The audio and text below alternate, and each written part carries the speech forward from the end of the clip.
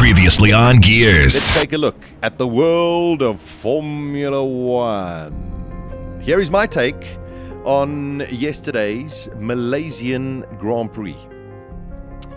There were many who were happy not to see the one-finger salute from Sebastian Vettel yesterday, as he only managed to finish third. But let me put it to you this way.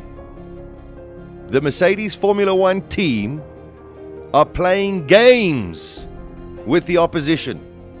They are light years ahead of anyone else, including the brilliant Vettel and Red Bull Racing.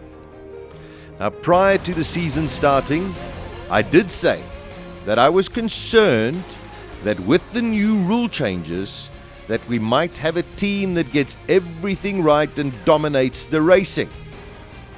Although I am cautiously optimistic that the other teams will progress, I'm also very mindful that Mercedes will progress too. At yesterday's Malaysian Formula One Grand Prix, we saw a masterclass by Lewis Hamilton, Nico Rosberg, and the whole AMG Petronas Mercedes team. Everything worked like clockwork. To add insult to injury, Lewis Hamilton put in the fastest lap as well, which showed how much quicker the car and he can actually go. Hamilton had everything under control and actually destroyed Rosberg on track. Again, we saw the gap between Mercedes and anyone else at 24 seconds, showing how dominant their package really is. Whereas in Australia, we saw McLaren step up to the plate, this weekend it was Red Bull. Now this shows us that on any track, the Mercs are going to be very, very competitive. The race itself was terrific, and some brilliant drives in action-packed overtaking, even out of the DRS zones. There were a few disasters as well. Perez didn't even start, which was a pity, as the Force India looks very good. Bianchi was overambitious and took himself out. Maldonado was up to his old tricks and retired, and both Saubers didn't even finish. So let's go through the good, the bad, and the poor.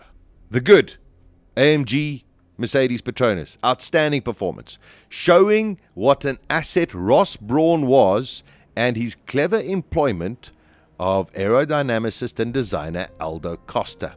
The package is brilliant, and Lewis and Nico are soon to become serious rivals. Red Bull Racing, part of the good. Sebastian Vettel and Daniel Ricciardo showed that Red Bull has made massive strides. They need to improve a lot more, but never discount Vettel.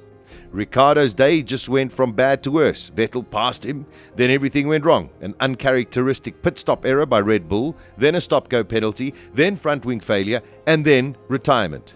To add to that, he loses 10 places next week in Bahrain due to an unsafe release in the pit lane. A rule that I'm not very happy about, but that is the rule. Why should the driver be penalized for a mistake the team made?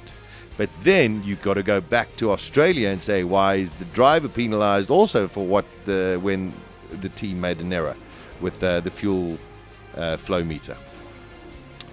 The Force India team, also very good. Perez was desperately unlucky not to start, but Hülkenberg showed his class yet again and his outstanding ability with a brilliant drive to fifth. Only fresher tyres on the Ferrari of Alonso lost him fourth place, and of course they used the Mercedes engine as well. Williams, I suspect there was quite a heated debrief after yesterday's race.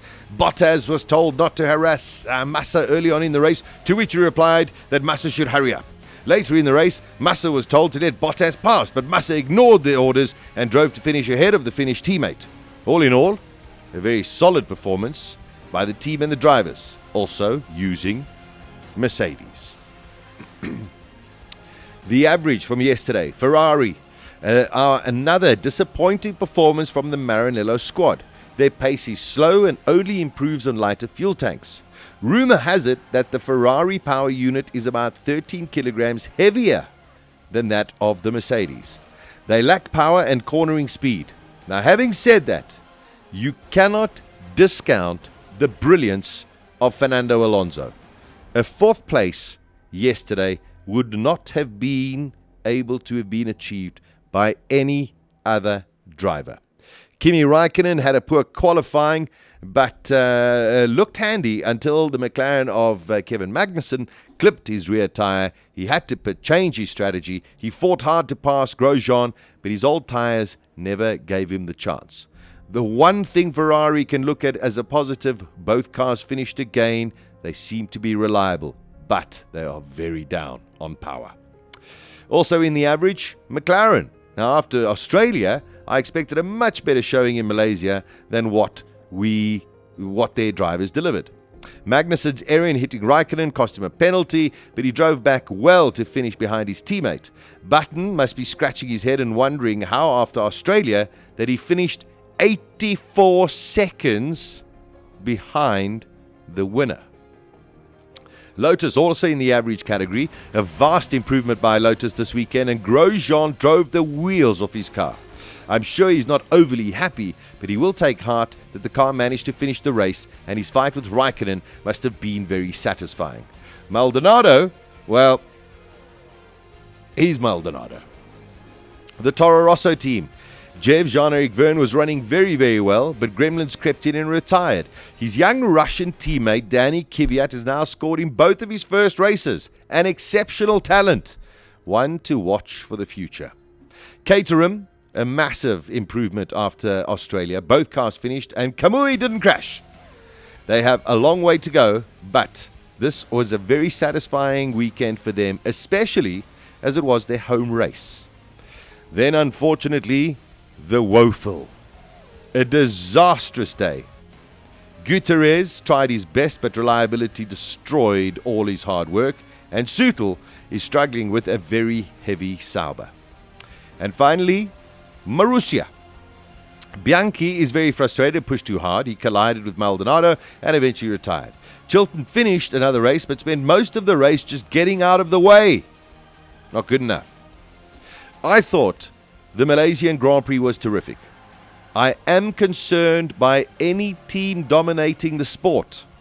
And just like the latter part of 2013, we watched to see who would finish second. I hope we don't see this all of 2014, as it'll be very demoralizing. But I have to commend Mercedes for what they have done and developed for them to be so far ahead of everyone else. There are only 3 manufacturers in Formula One, and you can only score points up to position number 10. Now in soccer, most managers use a 4-3-3 combination as being the most effective. At the moment, the 7-2-1 combination in Formula One shows the imbalance between the manufacturers. It might change, but it's not going to change this coming weekend. Gears. GearsOnBalls.co.za. Weekdays 1 p.m. to 3 p.m.